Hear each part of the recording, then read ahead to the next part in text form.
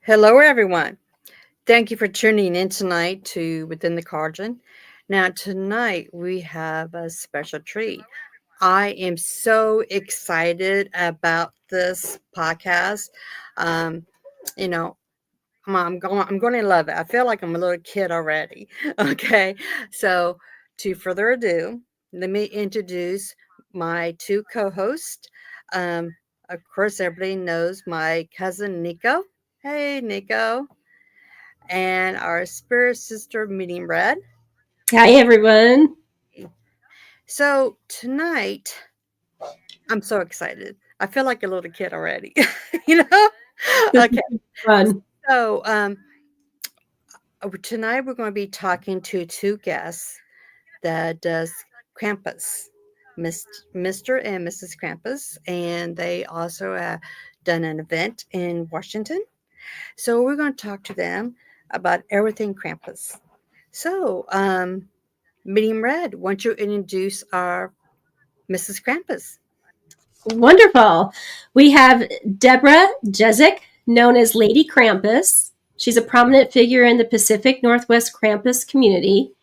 As a key member of Krampus Bremerton, which is a beautiful city, guys, she brings to life a unique interpretation of the traditional Alpine folklore by embodying Lady Krampus, a character rooted in Edwardian era postcards.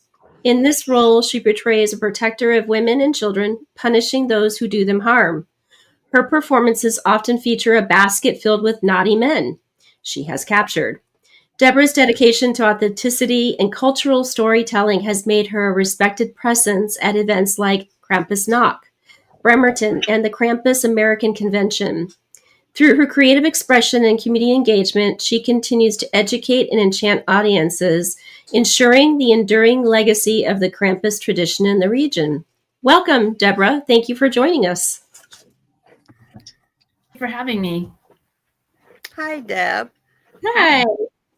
We're glad that you are here. Now, Nico, do you have an introduction for Eric?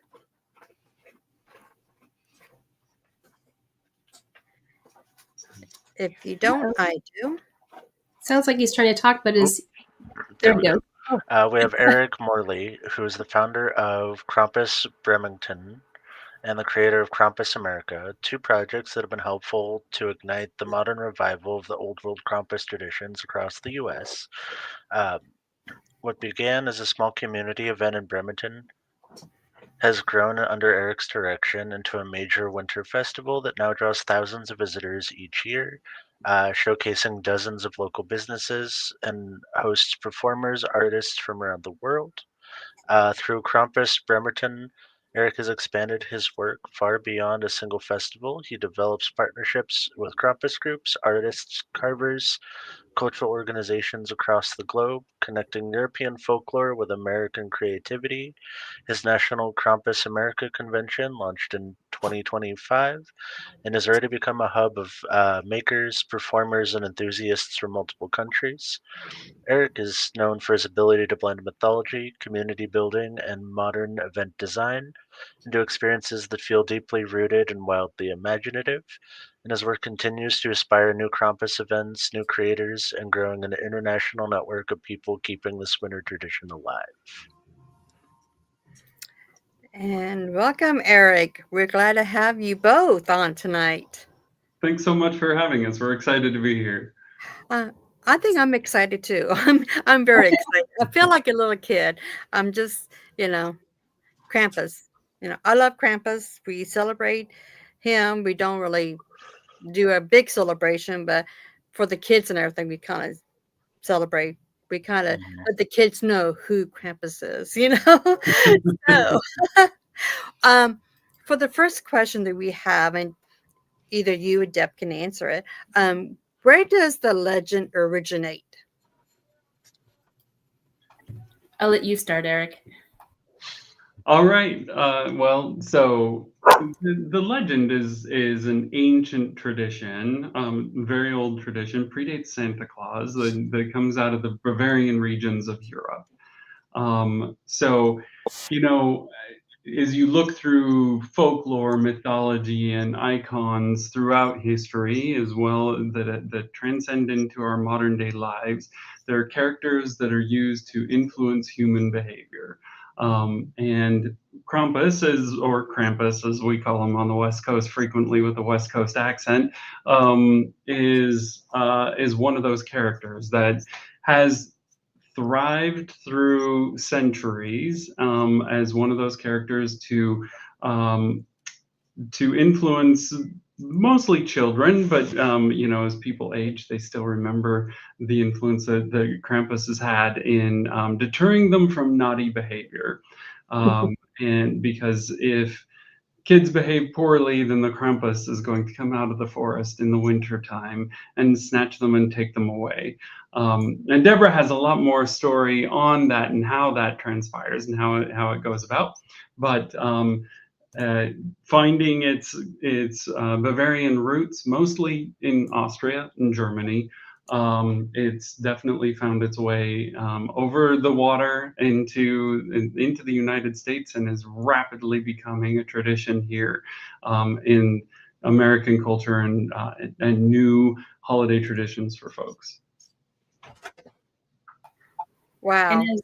And I'll tap onto that, as Eric mentioned. You can find into almost any culture these days, parents through the ages have tried to find a way to keep their children safe. And what better way to keep kids safe in the dark winter months where you don't want the kid to go out in the woods alone or at dark time? You come up with some sort of boogeyman, something that you can tell the kids, you better stay inside because out in the forest lives this creature called Krampus, and he's going to come and get you if you misbehave or, try to do something wrong. Granted, nowadays, that's probably not the right parent behavior modification technique. But for the time period that we're talking, it really was what they needed. And it predates Christianity in that region. We have folklore stories that go way back. The problem with the question of where did Krampus start and come from is we honestly don't really know. The thing is that they didn't have written history. There's not a whole lot of written stories or anything about Krampus and Krampus specific. Everything has been passed down from word of mouth, right? As one parent tries to teach their kid, then it works like that. And so over time, the stories have expanded, been elaborated, as well as become regionized. So, one village may have their story that, Krampus takes you out in the backwoods and beats you in the woodshed, while others may have had to get a little bit more strong in their convictions and saying, no, he'll take you away and eat you. So the stories have all changed and evolved over time.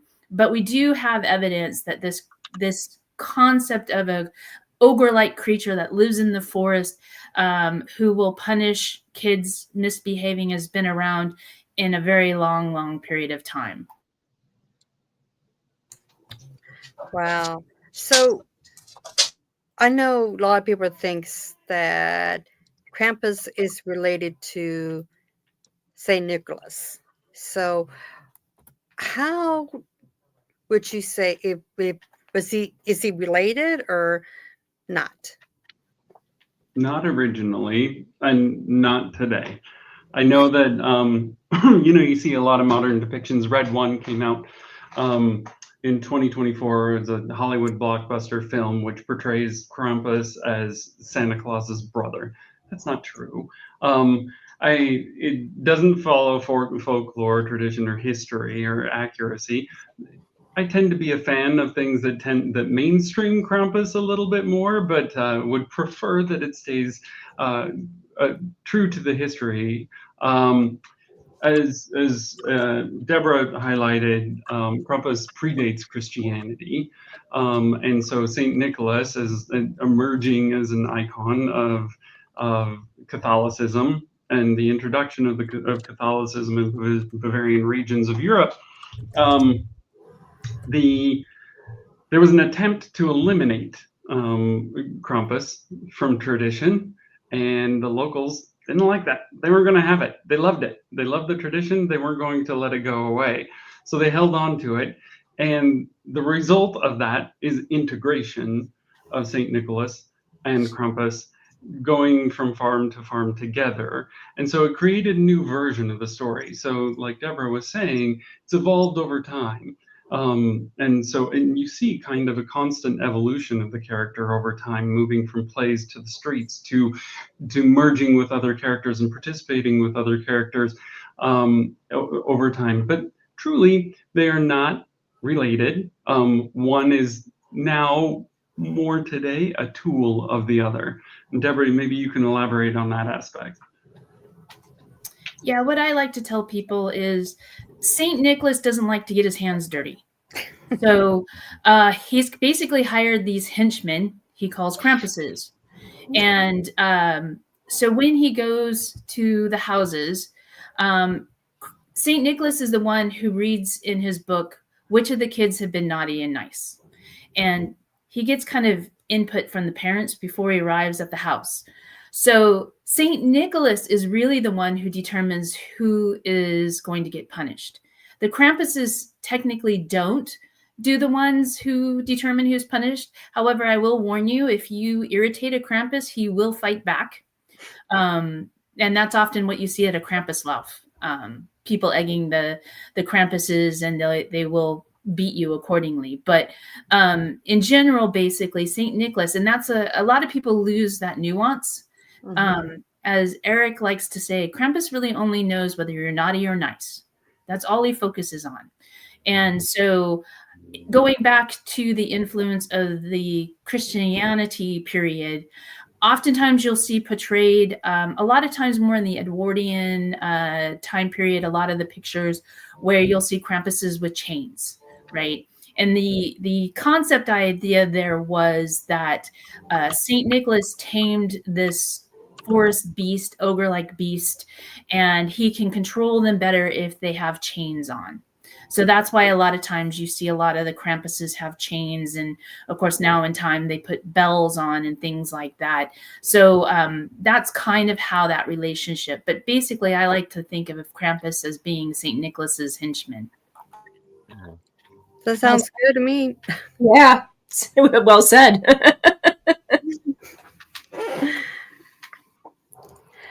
Okay, Meeting Red, why don't you go ahead? And I know you have some questions. I'd like to know what he does to the children. So you were saying that he beats them. Does he do anything else, or? Again, it depends on various regions and as time has progressed. Okay. In the folklore time period, I believe, and again, there's no written proof, but I believe mostly he was seen. Let me step back. You have to understand what is Krampus's purpose, either from a parent perspective or the Christian perspective. It's to change a child's behavior, right?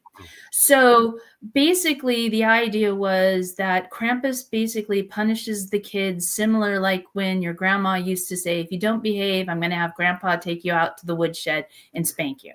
Okay. So he would punish them with, Krampuses often would do the punishment with a switch made of birch or willow. In some regions, they actually have a horse tails, that sort of thing.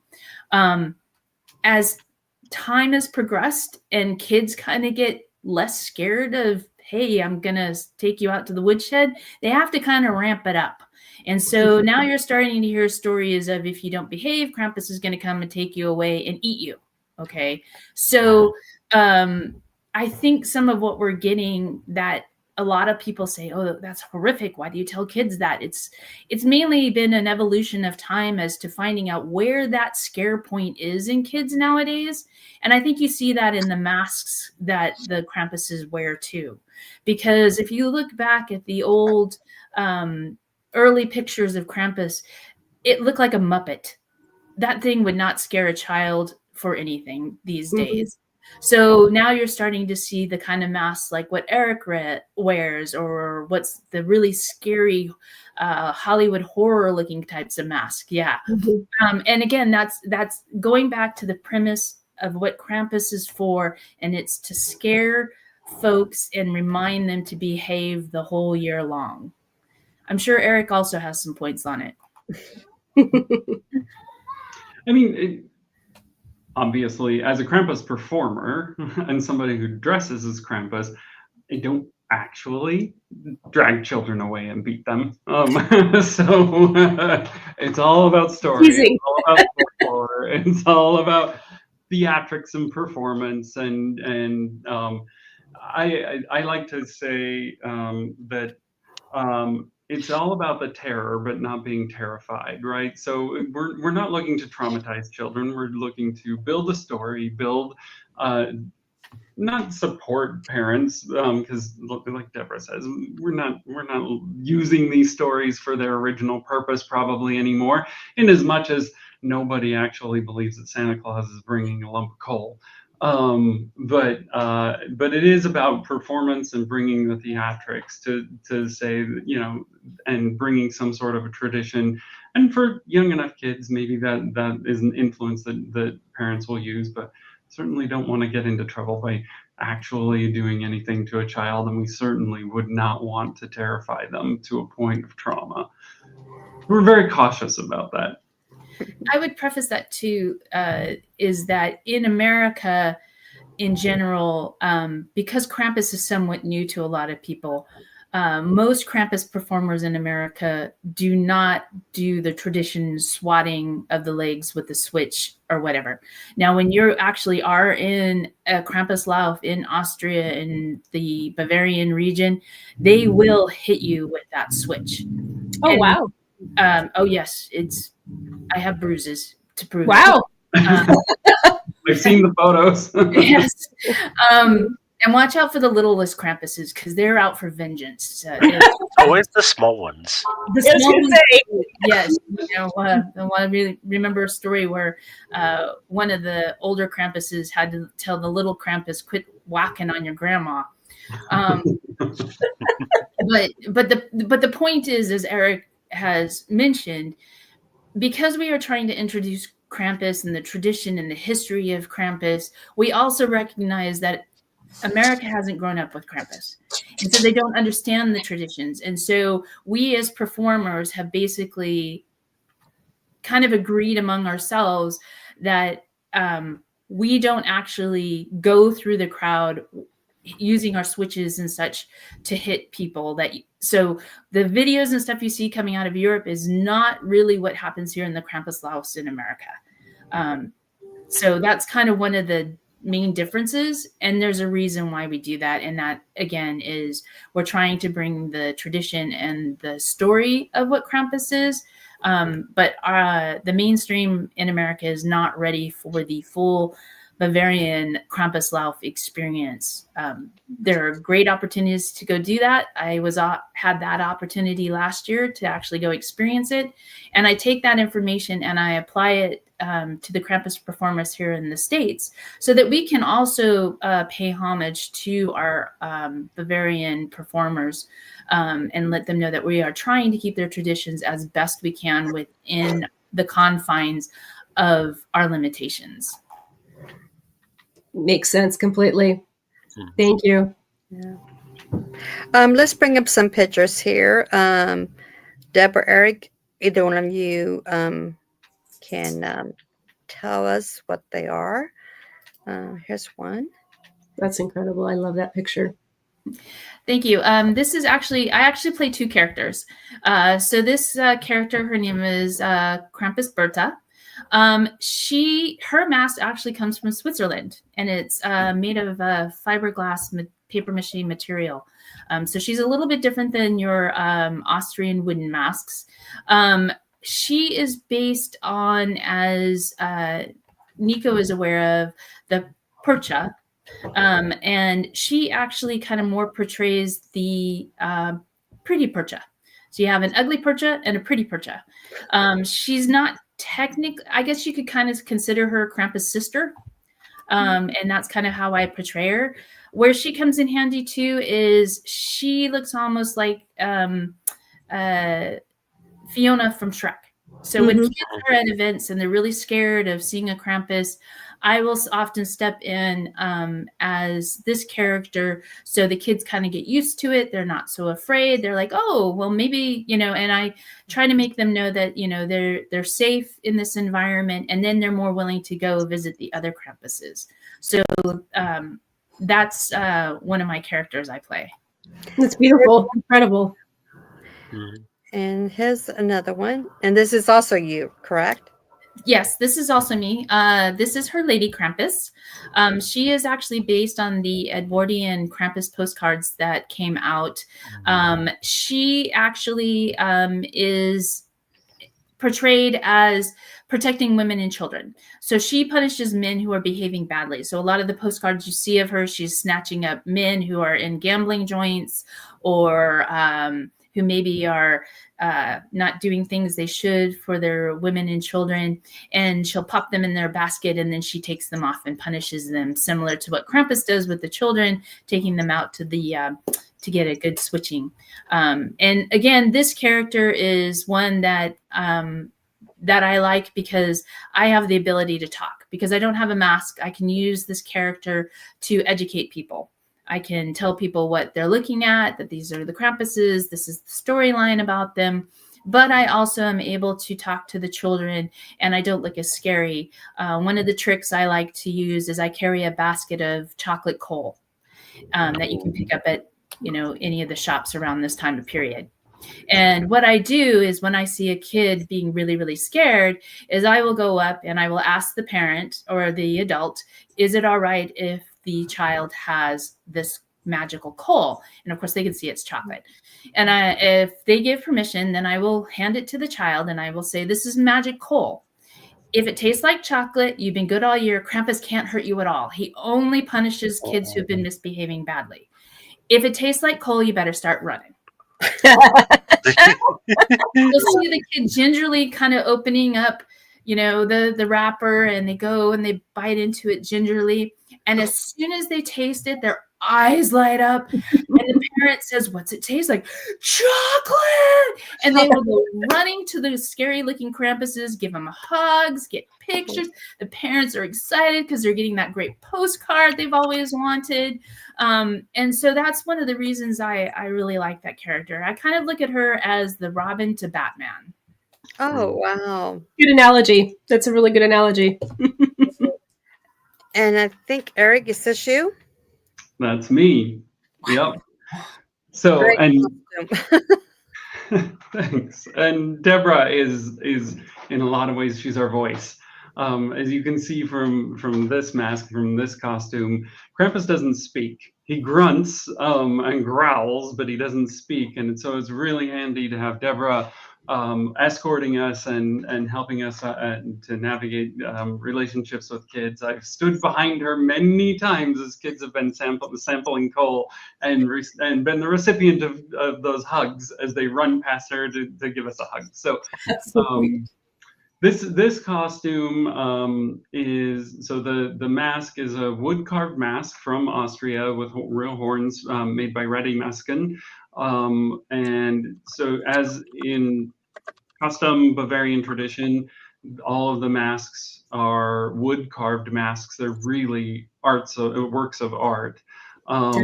So we are seeing more non-conventional modern materials starting to emerge, even in Austria, 3D printed masks, etc. As new technology comes out. But the wood carved masks is really where the tradition's at and what we really love wearing. This one is a very, very heavy mask. It's about 18 pounds that sits on my head, and so it's a lot to wear, but it's an awful lot of fun. And navigating crowds is also a bit of a challenge.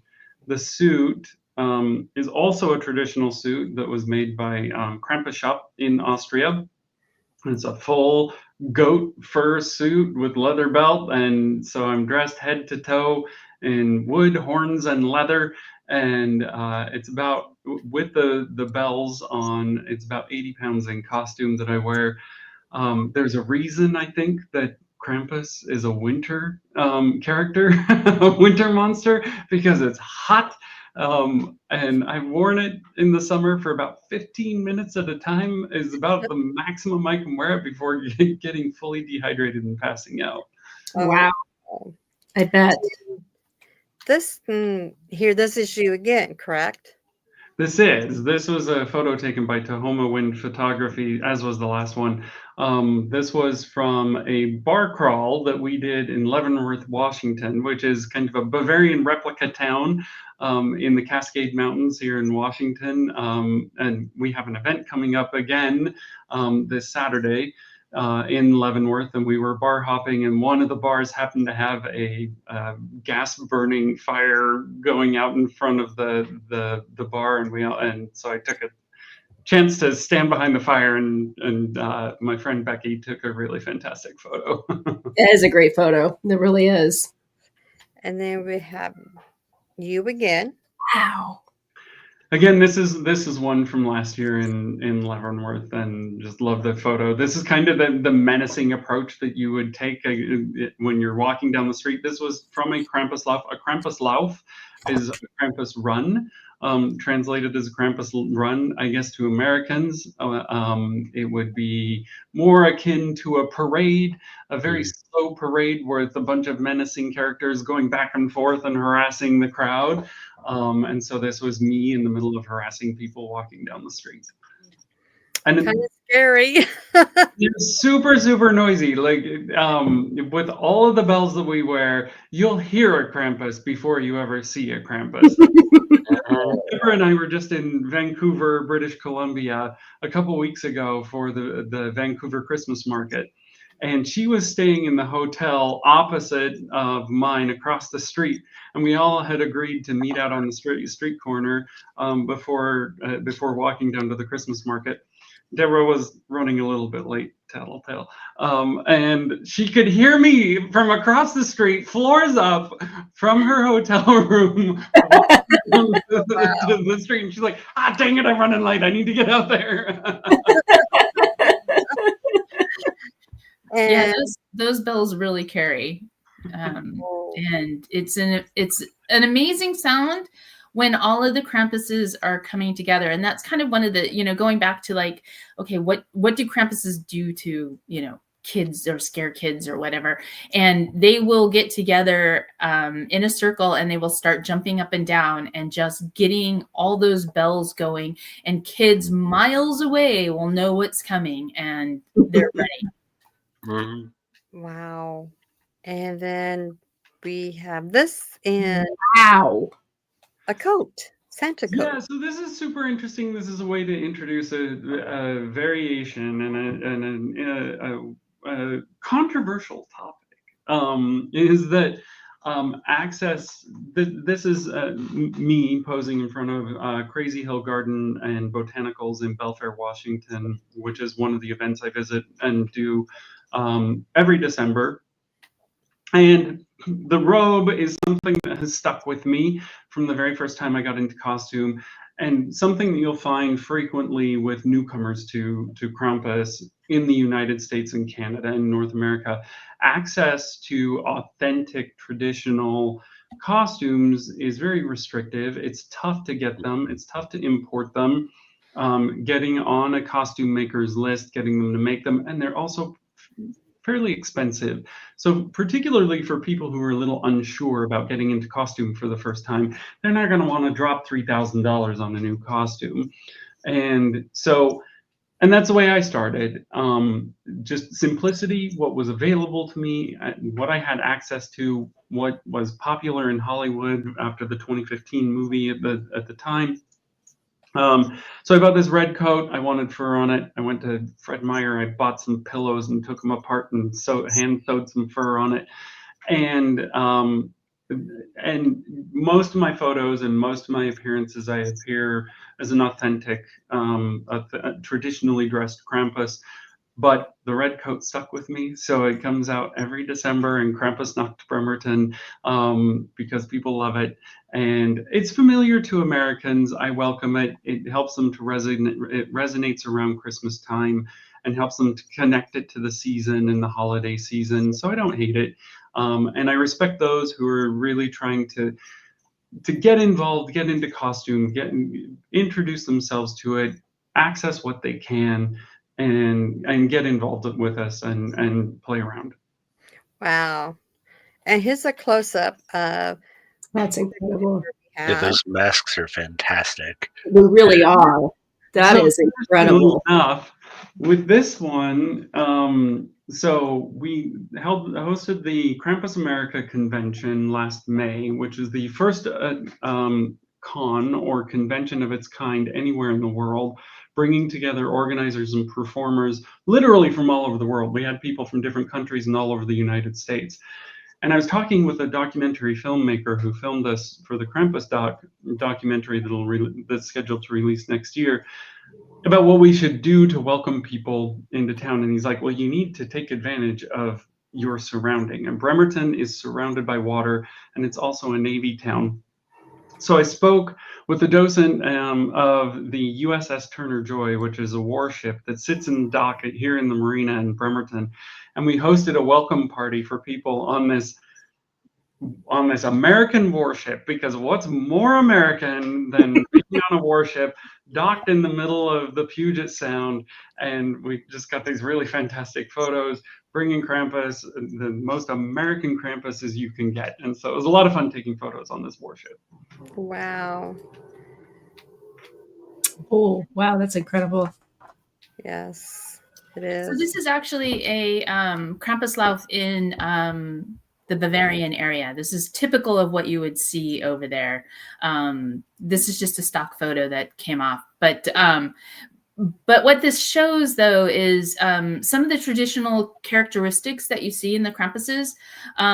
They usually have the switch. Krampus is known for walking with St. Nicholas. So if you see St. Nicholas in the crowd and you see these sort of creatures, pretty good odds they're Krampuses. So that tends to be kind of the discerning factor. I think some folks used to say you can tell by the number of horns. You'll see, like, as Eric has, he's got just a pair of horns. This gentleman also has just a pair of horns. But over time, the masks have all gotten varied and have multiple horns. So it's really, which is used to be indicative of Perchen. But nowadays it's really hard to tell. But the horns are real, usually rams, sheep horns, that sort of thing. And they can weigh pretty heavy. One of the things that a performer has to learn is, what is your limitations with the horns? As Eric will tell you, his horns look amazing, but it's really hard to walk in and out of buildings. As somebody who travels with the Krampuses, we sometimes have what we call handlers, and their job is to help us look for stepping down, because you don't see if the terrain changes. They also help maneuver the horns to get in and out of buildings, what obstacles might come, because you're basically blind when you have your mask on. And so it can get pretty challenging. Deborah certainly witnessed me clanging to a number of door frames and navigating my head. My head on numerous occasions has gotten whacked by those. Taken a horn to the head a few times. Talk about a different sort of bruises. This is a different type of Krampus. So this, again, is not a Krampus. This is actually what are called Perchten. And in front of this crowd, you would have seen what looks like a witch-looking lady called Frau Percha. So just for folklore perspective, as has been mentioned earlier, Krampuses tend to travel with St. Nicholas. He's their henchman. They come around December 5th and 6th. And their main purpose is to reward good kids and to punish bad kids. Okay. There's another looks very similar, like cousin brother type creature, and that's the Perchten. And then Frau Percha is also a winter character. Her job was to punish women and young girls who don't get their winter chores done in time for spring. So like spinning and making fabric for the family to have all new clothes when spring comes. And there are various stories about what she would do to you. Some say she slits your gut and stuffs hay in it if you haven't done your Fills it chores. with garbage. I love that. I know. Or, she'll stick the perch tin on you to punish you, similar to Krampus with their horse whips and such. And you'll notice that a lot of times they have the big giant horns. And then oftentimes the perch tin will have multiple horns.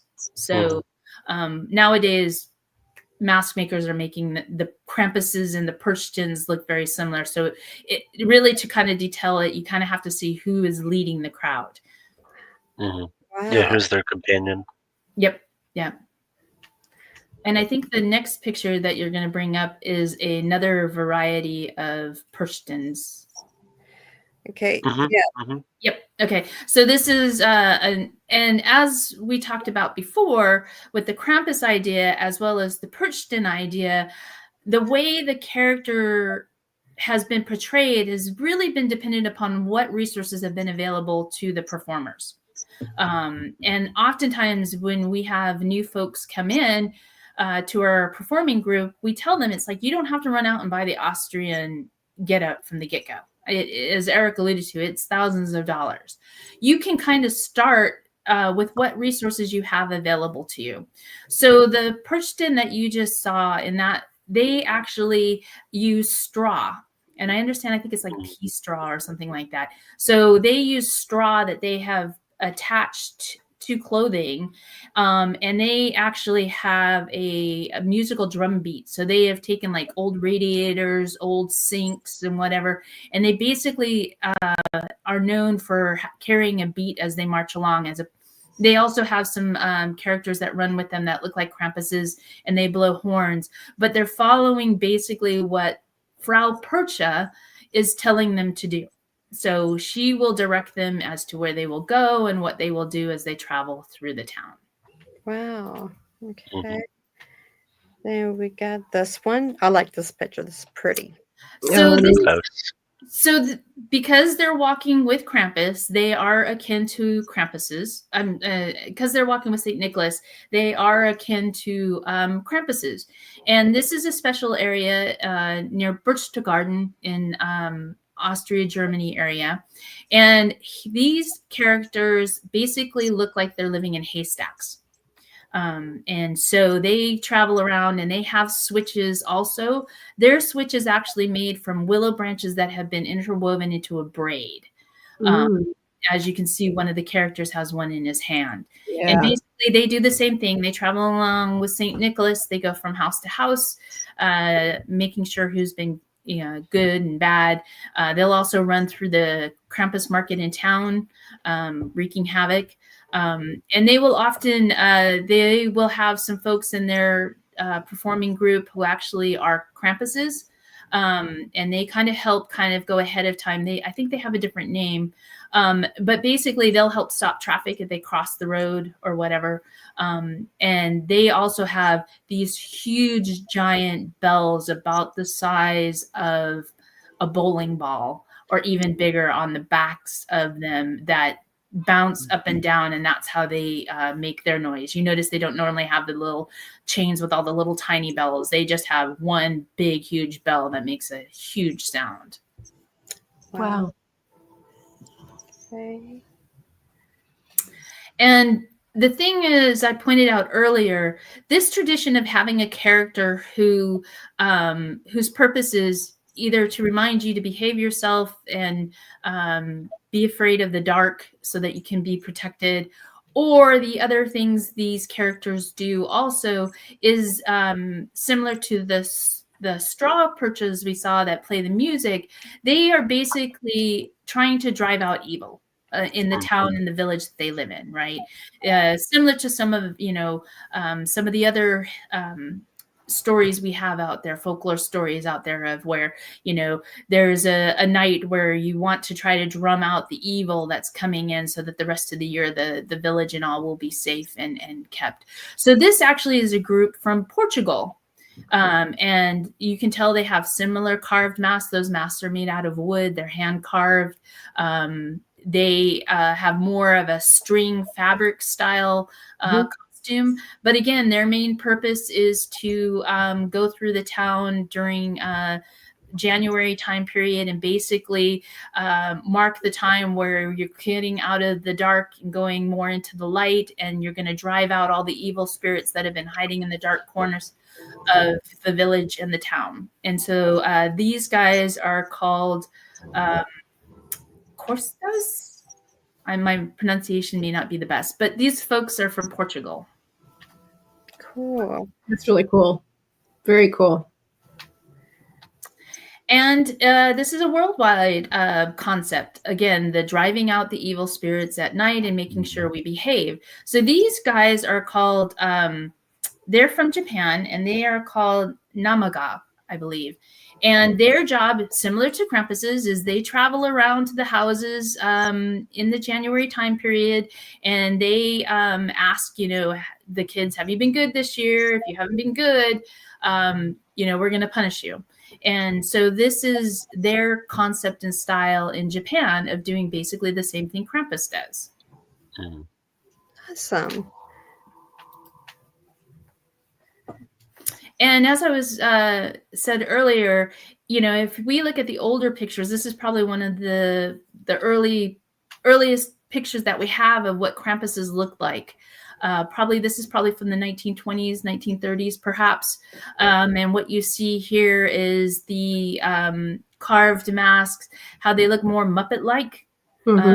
And again, the multiple horns, just because that's what was available. You have St. Nicholas. And traveling oftentimes with St. Nicholas is a character called the Basket Man or the Woodsman. And his job basically is in the back, he has a big, huge basket, which is full of the presents that St. Nicholas would give the children, such as oranges, sweet treats, that sort of stuff. And he also would carry the extra switches.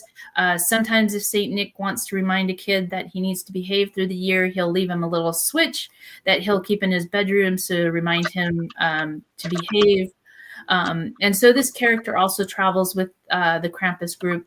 Oftentimes you'll also have an angel or two. The angels will travel and they'll have baskets with sweets that they'll pass out to the children as they arrive. And oftentimes in these cultures, St. Nicholas and the angels would come into the house. The Krampuses would actually stay outside the house and they would kind of peek in. Maybe St. Nicholas might call one into the house. But if you can imagine having these folks in a house, a small farmhouse with those horns and what damage they could do just trying to walk around in that little house. So that's kind of the tradition that's been out there. Wow. And then the last one we have is about your event on December 6th. It is. It's coming up. It's the 6th annual Krampus Nacht Bremerton. This started during the pandemic in 2020. A friend of mine asked me to dress as Krampus for a local gallery Krampus-themed art show that she wanted to hold for our First Friday Art Walk here in Bremerton. I committed to doing it, bought a cheap costume on Amazon, and then the pandemic hit. The art show got canceled, but I still had this costume, and I still wanted to wear it. So I convinced a couple of my friends to put on masks and don black robes so that I wouldn't be alone. And I wandered around downtown Bremerton. I think I did a Facebook post, but nobody saw it. About 20 people saw it that very first year. And it just took off from there. The next year I formalized it a little bit, and that's when Deborah joined me. She was one of my originals who joined me on this journey. And I think we had about 500 people who probably saw us in 2021. This year, in 2026, I'm anticipating 8,000 people to come to Krampus Nacht Bremerton. And so we've become what I like to coin it as the largest, most authentic Krampus celebration in the country. Certainly there are some that are larger than mine, though they incorporate more Halloween characters in some of those celebrations, where mine tries to stay true to Krampus as the star, with other some of the other characters, tangential characters in the folklore, who will make appearances as well in this festival. It's grown to feature a full-scale Krampusnacht with about 70 people participating in the run. And we'll have live music with rock and heavy metal music being performed on stage in our little town square in Quincy Square. We have about a dozen participating businesses who do Krampus-themed cocktails and products and drinks and foods. We'll have about 70 vendors also who will participate, all artisans. So it's Krampus artwork or Krampus-themed products or Krampus-themed foods that people can participate in. And then even this year, and I just got word on this morning, we're going to have a large-scale Krampus puppet. So Deborah doesn't even know that one. So that's going to be new, because one thing that's very important to me, I'm a former art gallery owner and arts commissioner of the Bremerton Arts Commission. Art is very important to me. So hitting as many art forms as I can, whether it's through performance art, music, or visual art, is really important to me, and incorporating art in as many ways as possible for this festival. I think it's a lot of fun, brings a lot of creativity, draws audiences. It's all free to the public as well, just making it a large-scale community accessible event for people to participate in, celebrate with us. I'd like to say that Krampusnacht Bremerton is family friendly, depending on the family.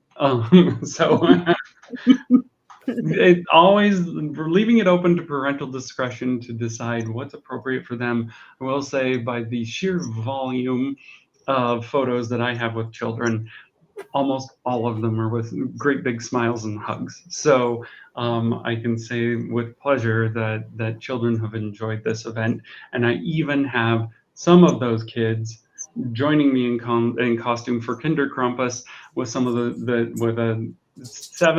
anywhere from 7 to 11 years old, dressing as Krampus in our Krampus love. So it's definitely expanded out to all generations, and I'm proud of what we've built here, the large scale notoriety that we've achieved around the country as well as around the globe, and appreciate Deborah being along with me for this journey and all of the weird and craziness and ideas that I get along the way.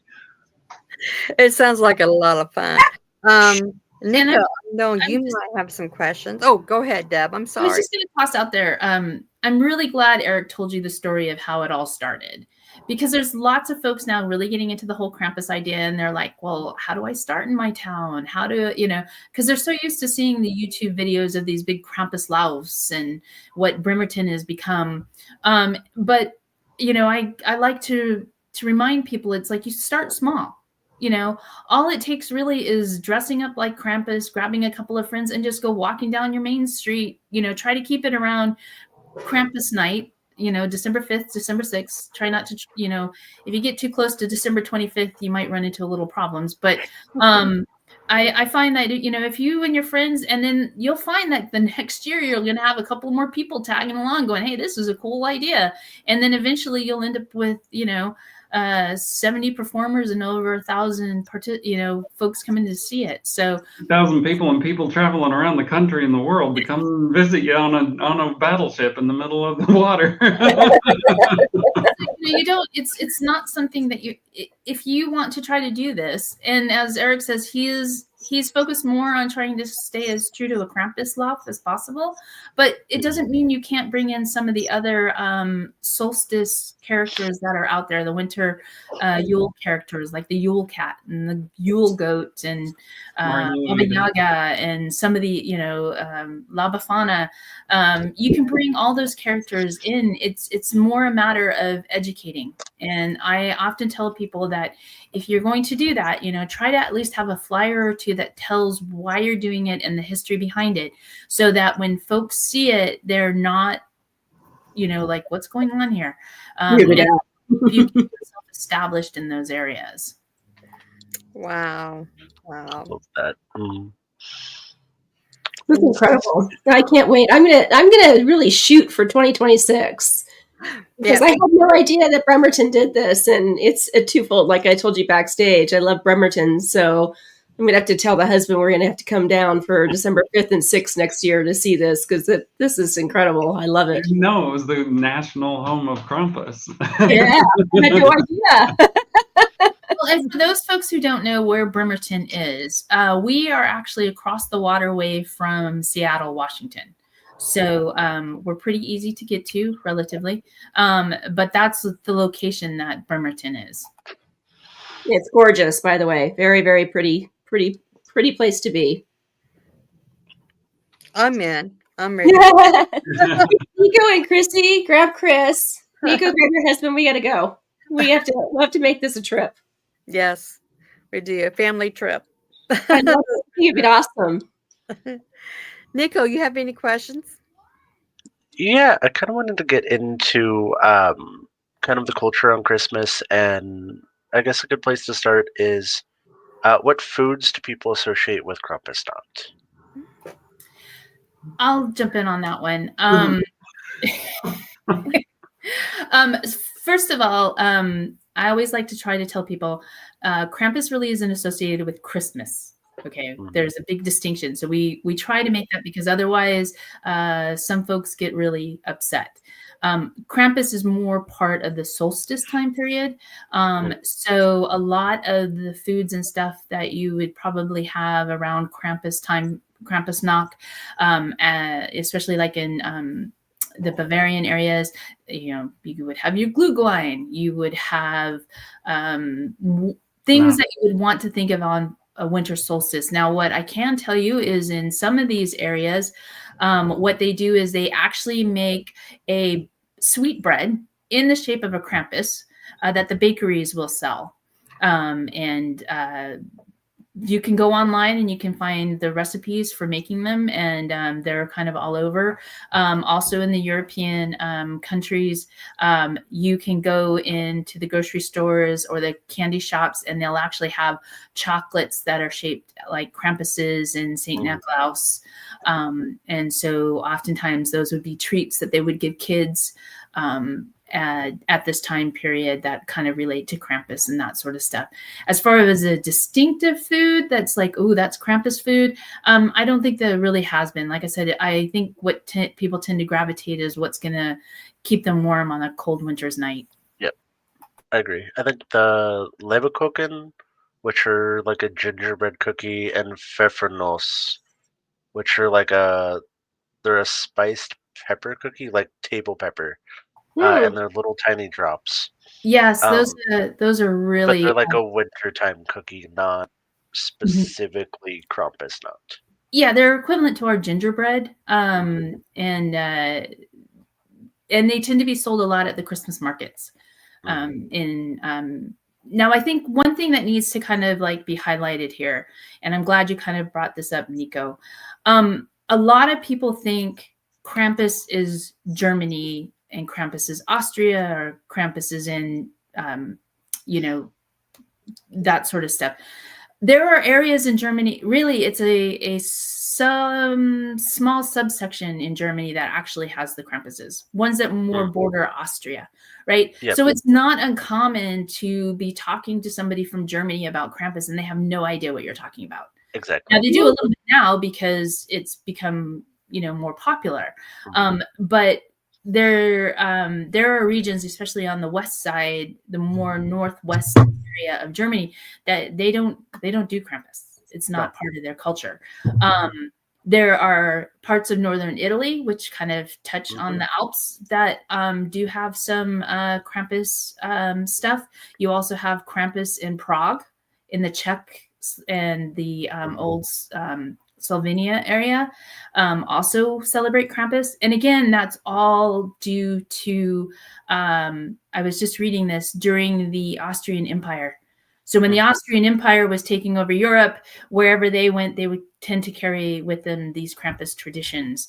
And so that's where you tend to find that Krampus events occurring and things like that. But don't be surprised if you talk to somebody from Germany and they have no idea what a Krampus is. Because it's specific to southern Germany, Baden-Württemberg, and south down in like Swabian territory.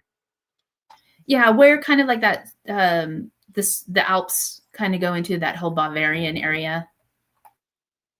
And then if I remember right, I believe Sweden, there's a variation where they also have Svarta peat, which is black peat, which is like a sentient coal man. Yeah, Okay. Better in he's a character folklore. that we are that Yeah, that better doesn't in exist folklore. anymore. Is in He presentation. is more part of Amsterdam country area, and that I would that's a whole different topic. Yes. And there's some controversy because of how he's portrayed in their festivals and such. But he has a unique history, and his relationship to Saint Nicholas also is steeped in historical background and stuff like that.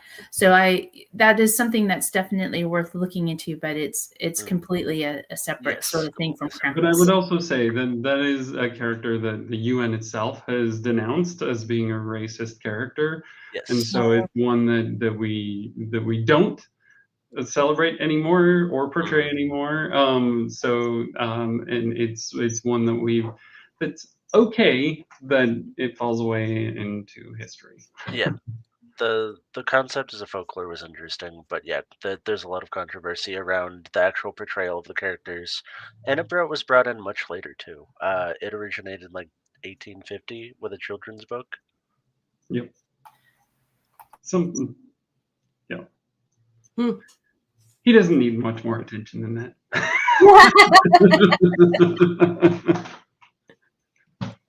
Good to acknowledge the troublesome history with it as well.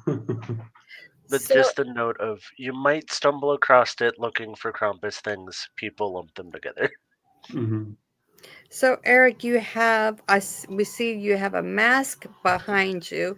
So is that the mask you wear? Because it looks kind of smaller than what we saw.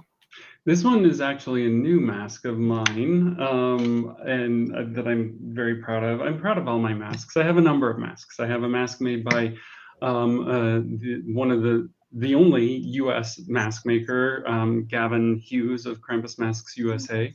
So excited to have a U.S.-based wood carved mask maker, and I have imported a number of masks as well. I currently have a St. Nicholas wood carved mask here in my office space. This one, however, is really special because this is carved by Stefan Keutel, who is one of the top mask makers in the world, and also attended our Krampus America convention. He pre-carved some of this to my specifications and customization in Austria prior to coming here, and he finished it in the U.S. And he's actually currently he's here in Bremerton right now, and is here for the winter season, and will be attending a lot of the local festivities. So really kind of cool to have an Austrian advocate for us, because what we found is that there's a lot of skepticism in costume makers, mask makers, costume makers in Austria of Americans, because they see us in red robes.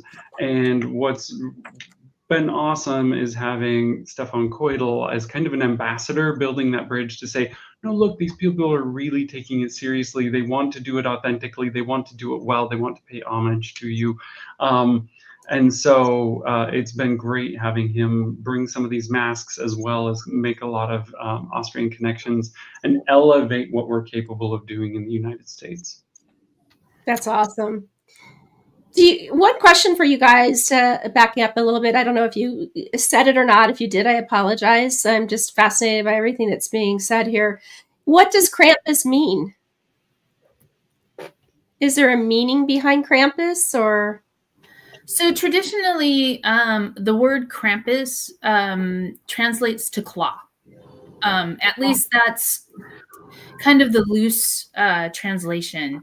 I think over time, languages change a little bit. So it may have had a different meaning at the time it started to propagate through villages and towns and such like that. But traditionally, what you'll find is people will say Krampus refers to claw. And the idea kind of, again, being this ogre-like creature that will kind of reach out to you and grab you. I think it has to do a lot with the grabbing type thing.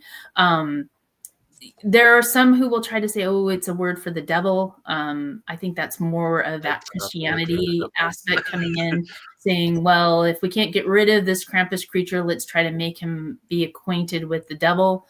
But there is no, from a folklore perspective, he has nothing to do with the devil. He doesn't come from hell. He, it was just a way to try to get the populace to lean more towards the Christian. I will also say too that my feeling is that when you're the artist, oftentimes you see these paintings of the devil and the demons and all that, they needed to have something to use as a model. And I think they may have turned to these dark folklore creatures and how they were described and stuff to become what they could use as inspiration for their paintings and drawings and such. There are some who will say, well, the Krampus actually was taken from these paintings, but the fact that Krampus has been around a lot longer than some of these paintings and drawings that we equate to the devil demon style, I think that doesn't hold as true. Thank you very much. I appreciate that. One other question. I just had a quick question. Maybe Eric could chime in on this. We had a question about what would Krampus leave for the children on Krampus night. Is there something that they leave, that the Krampuses will leave, or no? Krampus takes them away. I do know that in the 2015 Hollywood film that he left a bell. And sometimes you might see, I have even done it, but it's a way of educating people. I'll hand out a bell, but with a little tag explaining who Krampus is.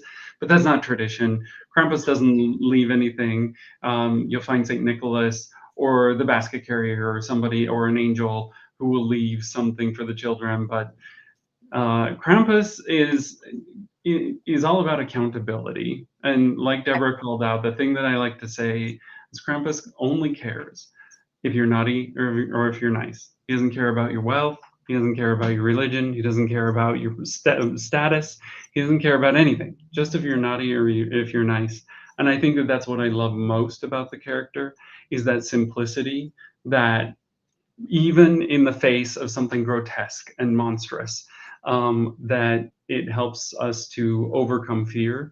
It helps us to see humanity in one another. It bridges gaps in that simplicity of naughty versus nice, and brings together community, brings together people who I never would have met. I never would have met Deborah had it not been for Krampus.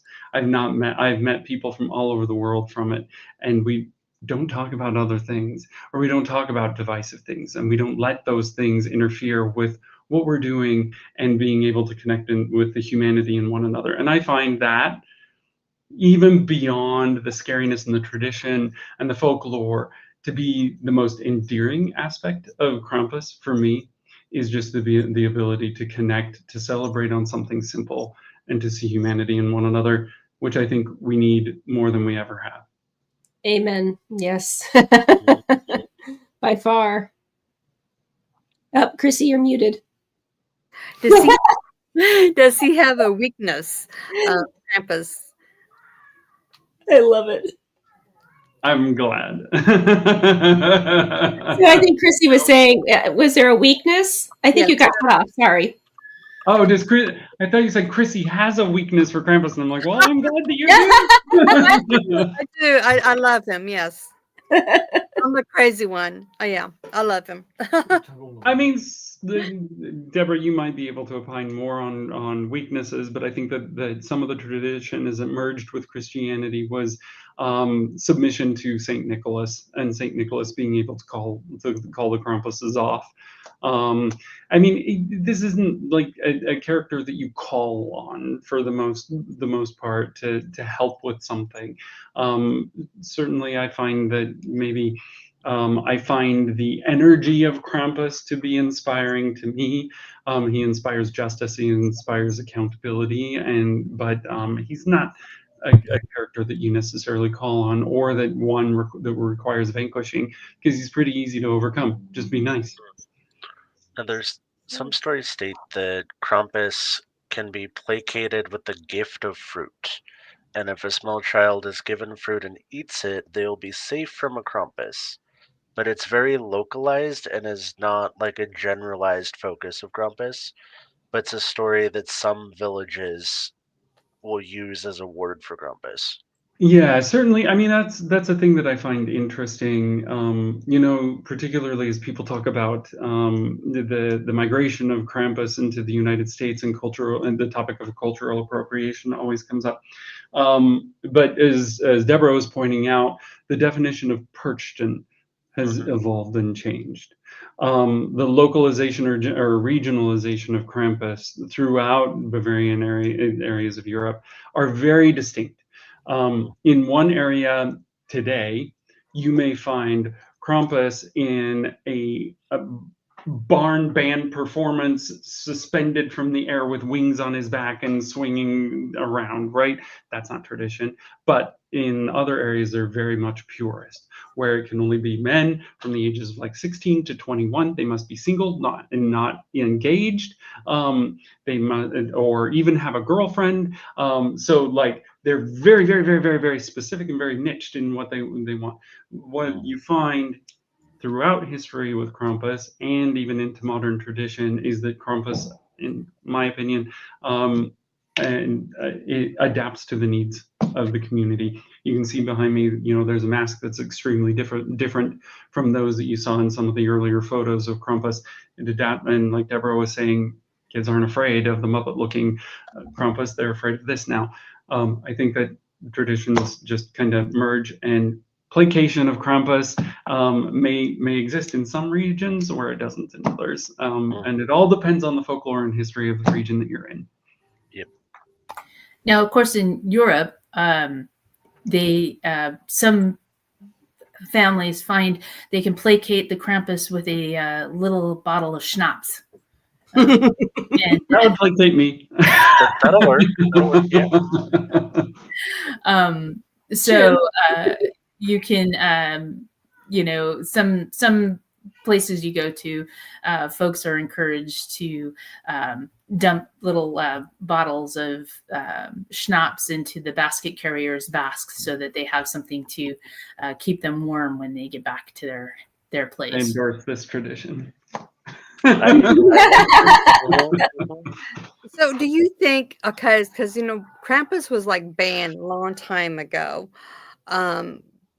because of the symbolize of paganism and everything, but nowadays you hear more about him than you have before. So do you think he's coming to, I guess you could say, more popular now? Well, the band never worked, for one, so he never went away. So despite all of the attempts throughout the ages to banish him, he's never gone away, which I love. So he's an enduring creature. I like to say that I frequently get asked why Krampus in the United States? Why is he gaining in popularity? And I think a lot of it has to do with Christmas fatigue. You're also finding that there are folks who feel like they're I like to call them Christmas misfits. I found myself at one point in time being a Christmas misfit, where I grew up believing in a household that believed that Christmas was a very religious tradition. I'm a gay man. My religion didn't accept me. I left it. And I found myself a Christmas misfit. I loved the tradition, but I'm like, I don't fit in. And then I found something that worked for me. That's not the case for everybody. Some folks just love the horror aspect of it. Some folks like the drinking aspect of it. Some people like the simplicity of it. but I heard it once described as the antidote to Christmas. It's simple, it's easy, it's a fun way to get together, have fun with other people, laugh, have a little fright, and then move on to the bloated parts of Christmas. Mhm. I agree. Yeah, I I agree. agree. Yeah, because it's like my husband was saying, it's in our religious path, it's like the battle of the Holly King and the Oak King in a way. So even though it's not really a battle against Saint Nicholas and Krampus, in a way it is. If you know, I think it, it's just it's like it's a battle of just where society is at and people wanting something different. Now, are you talking about a battle between Saint Nicholas and Krampus, or Santa Claus and Krampus? no, it's Saint Nicholas and Krampus. Yeah, I It's not would. a battle between the It's two. not. It's not a battle between them.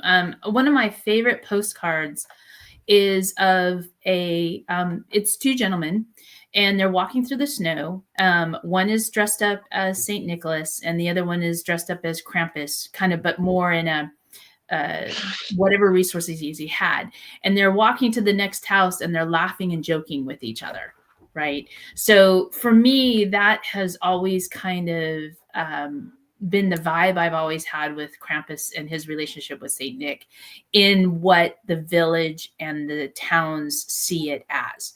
The Christian faith, or the when Christianity came, they tried to flip that a little bit, but that they've always been more companions. There's not one that's has power over the other per se. They have a symbiotic relationships. I guess that's the best way to put it. They have a symbiotic relationship. They each understand what each other's job role is. You do have kind of Saint Nick is kind of the leader of the Krampuses. Come on, they're ogres. They don't think well. Yeah. Throw in some schnapps and you really got a problem. And in European country places, that is how their Krampus groups are set up. They have somebody who's designated as the Saint Nicholas, and he is the ultimate authority. I was at a Krampus laugh once where some of the Krampuses were getting a little too drunk, and Saint Nick basically said, "You will stop drinking and start drinking water." And that's what they did. They follow what Saint Nicholas tells them to do. So there's that kind of relationship that permeates, and I think it comes through in some of the art that's out there of the Krampus tradition. But I don't see them as a battle. There's no battle between good and evil. We are left to our own vices. We can decide whether we want to be good or evil. And in that vein, you have to accept the consequences. If you're good, you get treats. If you're bad, you're going to get punished. I mean, that's just how the world works. And so I think that's kind of the way we try to get across to people that relationship. And then with Santa Claus being part of the American culture, it makes it a little bit more complicated. And what we really try to do is we really try to make it clear that St. Nicholas and Santa Claus are not the same person. Right. Even if you look at the historical, how they came to be, right? St. Nicholas and what we consider Santa Claus are two different characters and where they came from. And so we try to make that distinction. Yes, absolutely. Yes. Any more questions, Medium Red or Nico? I think I'm good. This was great. I thoroughly enjoyed this. This was wonderful. Yes. Likewise, it's been a pleasure. It was great. Next year, who knows? You might have 3 more people coming to your event. Absolutely. I hope so. And what I would throw out there too is there are many Krampus events going on now. So check Facebook, check local. You might have to drive an hour or so to get to it, but there are new ones popping up. And who's to say you can't throw your own Krampus Christmas party or Krampus party? Instead of a Christmas party, have a Krampus party. Invite friends over and things like that. So tell them to wear horns on their head and bring some bells. Exactly. I was really bummed because I actually ordered on Amazon 2 days ago some horns, and I thought this would be great. I could wear my Krampus horns tonight. And then Amazon just blatantly decided that they were going to deliver them today between 7 and 10:30. Or yeah, 7 No. and 10:30. I'm going to be done with the podcast. I'll have them for next year. I understand. No, you will have them for December 5th, the proper time That's to wear your true. Krampus That is true. attire. That's December very 5th true. And December 6th are Krampus days. I'll wear them on December 5th and 6th. I love it. I have a Krampus hoodie with horns coming, and I'm excited. And I'm hoping it gets here before Krampus knocked. If not, you will see me wearing it the entire month of December anyways. But No. Well, my husband's gonna love it because that December 5th is his employee party. Well, you can wear them then. You can wear them then in honor of Exactly. Yes. Hey, people get used to it. This is my work office. And I work from home, and I do I love insurance for a living. So I'm on conference calls like this all day. People are used to it. But I love it's been absolutely great. I mean, marvelous, fantastic. One of my favorite podcasts we have done all year, and we have done many. So Thank you. I'm hoping that you guys can Yes. both come back next year, so we can do the exact same thing again. Maybe same questions, maybe not, but see what happens. Bring some pictures so we can show for this year's event for next year, and yeah, it's so happy. I believe Eric, on your Krampus knock, I think it has your website. So if people have more questions they have for the Krampus folks, do you have any recommendations on where folks can go to if they have more questions? Yeah, thank you. KrampusBremerton.com, BREMERTON. Yep. Link below is where you'll have a lot of information. There are also other resources for those who are interested in getting into costume at KrampusAmerica.com, where we have a list of reputable mask makers. Please do not just buy masks that you see posted on Facebook. There's a lot of scamming that goes on there. We have Krampus Seattle, a good friend of ours, has curated a list of reputable mask makers from around the globe. Those we have posted many of those at KrampusAmerica.com, as well as resources and training on how you can get into costume. Some great ways for folks to get more information on how to get involved in Krampus, as well as create Krampus in their own communities. And also on Facebook, there's several, as Eric, the Krampus America Facebook group is also a good resource if you are getting into this and you have questions and things like that out there too. And it's heavily moderated to prevent against scamming. That's awesome. That It's a shame that we have to do that this day and age, but it's a necessary evil. But it's a reliable source. So it's a great resource for folks.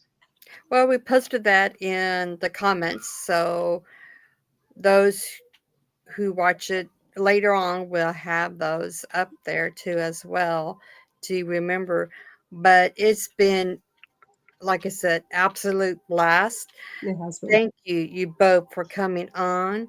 I wish you the best of luck on, I guess, next weekend on your event, and may you have thousands of people coming. So, but for the audience, share, like, and just until next time, we see you again. Blessings. And Eric and Deb, stay behind a few minutes. Don't just log off immediately. Just stay behind for a few minutes. Okay. And Good thank night, you for everyone. allowing us to join you guys this evening. Oh, Yo, thank you for joining us. We appreciate it. yeah. Bruce Mom Krampus. Krampus. Well, good night, everyone. Many blessings. Good night. Thank you all.